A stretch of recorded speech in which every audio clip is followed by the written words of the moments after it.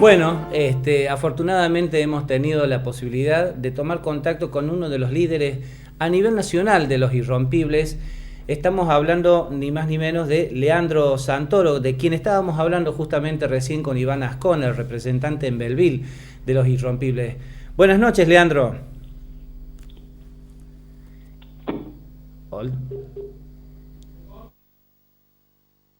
Bueno, estábamos precisamente en medio de la comunicación telefónica y ha habido alguna problemática. Bueno, igualmente teníamos una entrevista que hicimos no hace demasiado tiempo con Malvina Tosco, a propósito justamente de lo que ha sido la actividad que llevó en su última etapa la postulación del ex candidato a intendente, ahora concejal electo, Iván Vieira.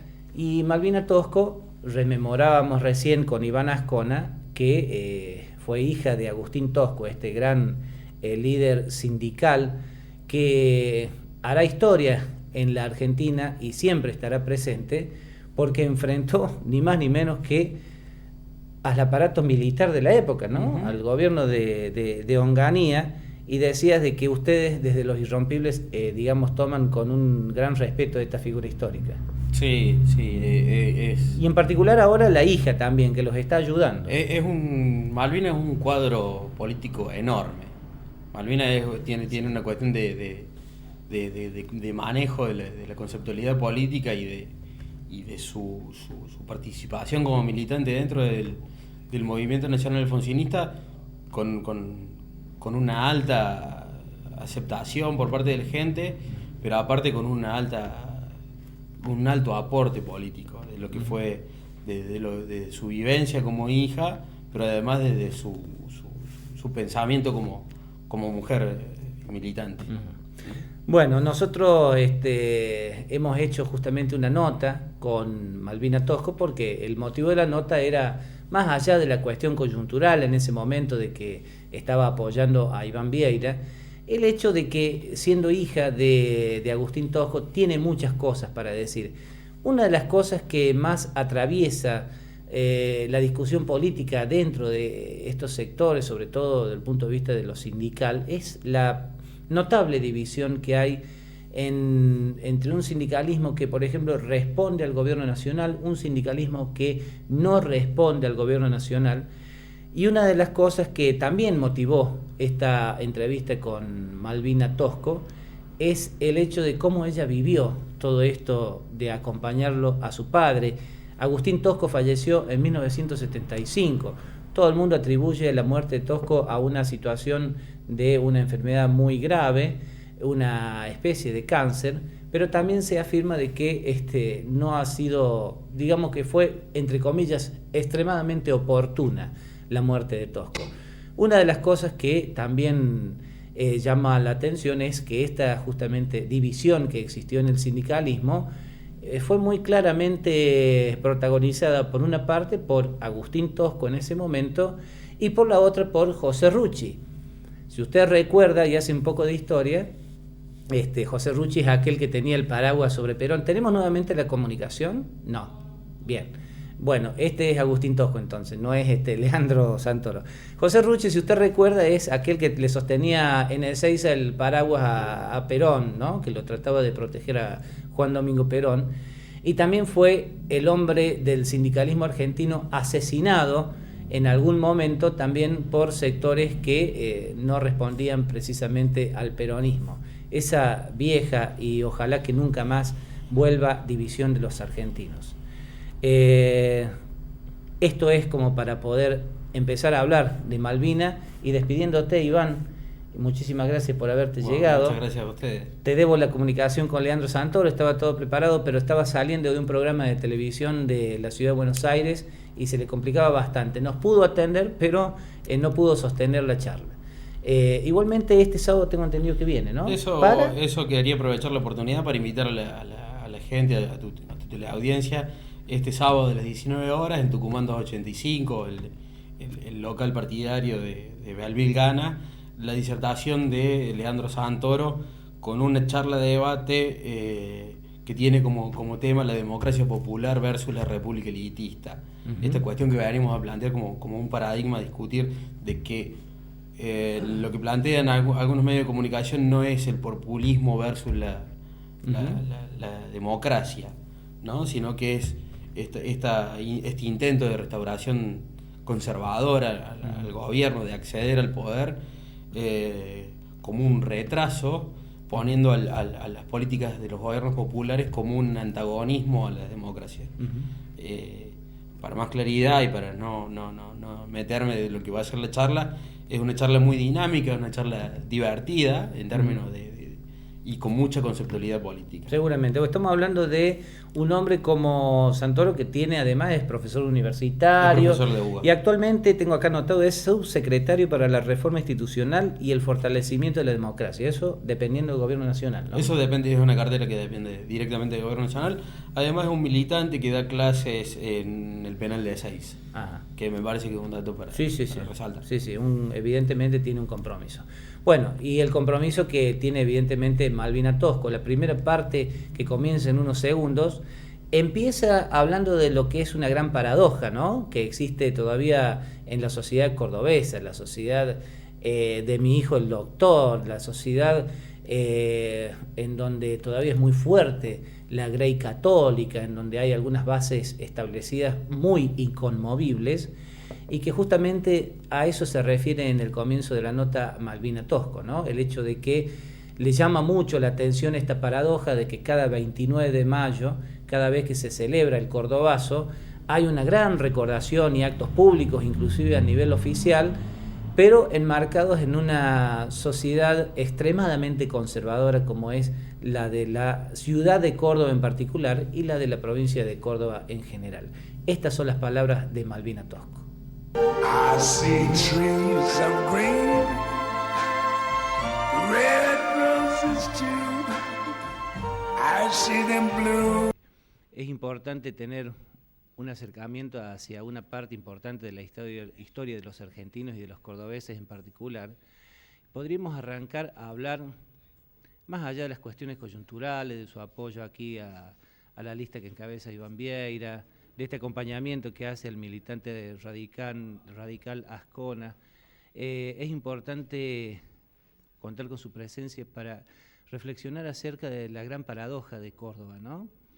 Una sociedad en la que es permanente todos los 29 de mayo la invocación a Agustín Tosco, es permanente que inclusive desde sectores como de la CGT se bata el parche acerca del gran momento que fue para la historia sindical política del país aquel mayo del 69, pero en el marco de una sociedad absolutamente derechizada, con una visión conservadora en casi todos los órdenes. ¿Cómo vive usted, como hija de Agustín Tosco, esta paradoja?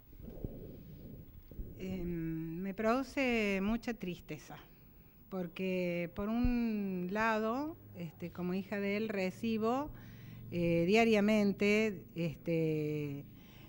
el homenaje que le hacen todos los cordobeses a mi padre, y me pregunto también diariamente ¿en qué se basan los cordobeses para recordarlo a mi papá?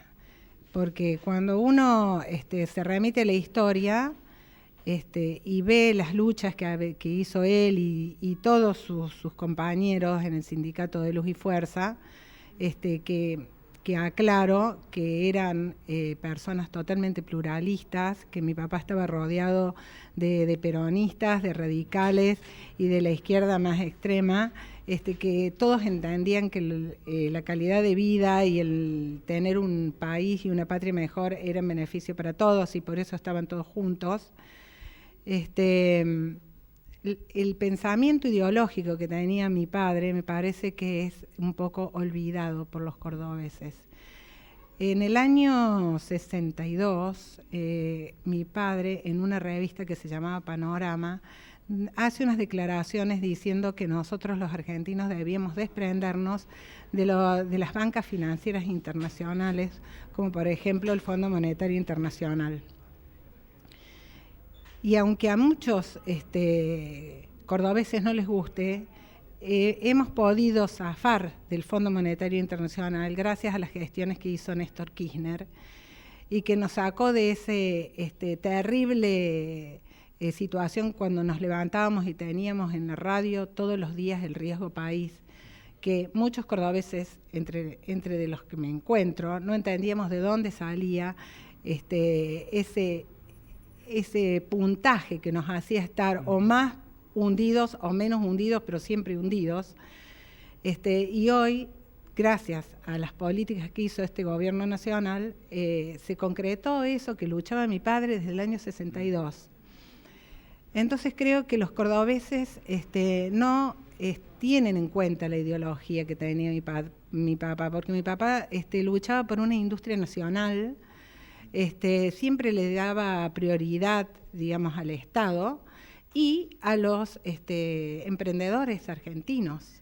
Él luchaba por eso, él luchaba por una moneda propia, él luchaba porque seamos soberanos, no solamente soberanos territorialmente, sino soberanos en las decisiones que nosotros como argentinos tenemos que tomar y dejar de estar vinculados a las órdenes que nos pueden dar, digamos, los que se suelen llamar grupos fácticos o, digamos, el imperialismo de turno, y nosotros, digamos, obedientes a eso siempre estuvimos en situaciones de quebranto económico.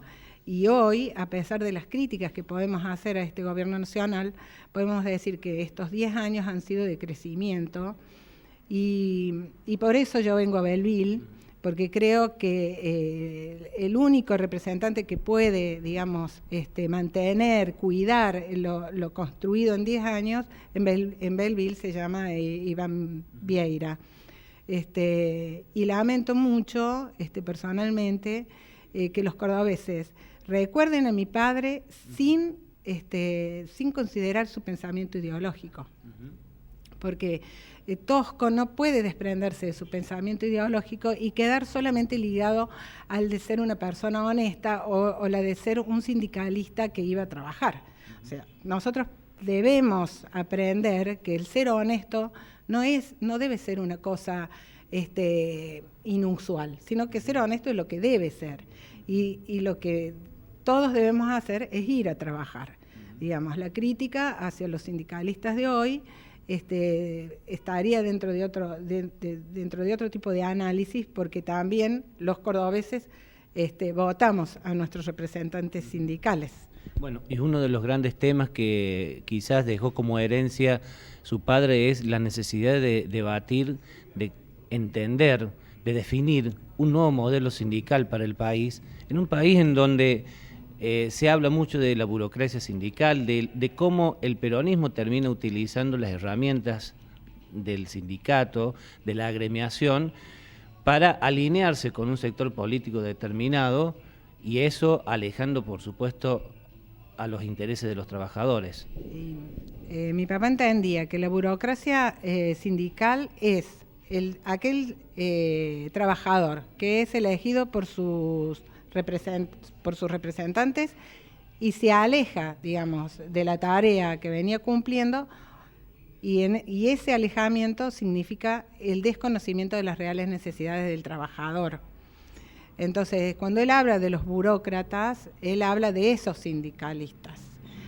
Que hoy, una sindicalista que llevó a pleno el pensamiento de mi padre es Irina Santiesteban, que fue la dirigente general del Sindicato de Judiciales en Córdoba, donde ellos hacían un turno rotativo, donde 6 meses estaban en el sindicato y 6 meses volvían a su tarea habitual. Entonces, de esa manera, el sindicalista no puede olvidarse de lo que es marcar su horario de trabajo y estar en contacto con las necesidades reales. El análisis con respecto al peronismo, digamos, y ese avance que hace, en realidad creo personalmente que no se limita solamente al peronismo, sino que algunas líneas, en general las líneas políticas, quieren hacer uso de los sindicatos por lo que representan ellos en el contacto con los trabajadores. I see trees of green.